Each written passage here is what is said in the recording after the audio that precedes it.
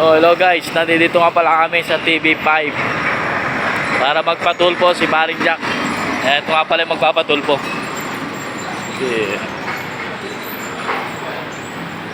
Kasi inaano niya raw yung ano, yung malaking bola, medyo nahiwagaan daw siya kung ano raw ba yung bolang malaki rito sa ano.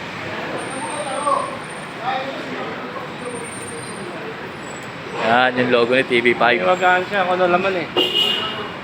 Bulalo. Ayun nga pa. Hindi, nasa kabila yan.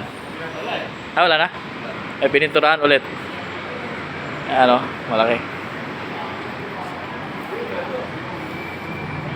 Ayos, pauwi na nga pala kami ha.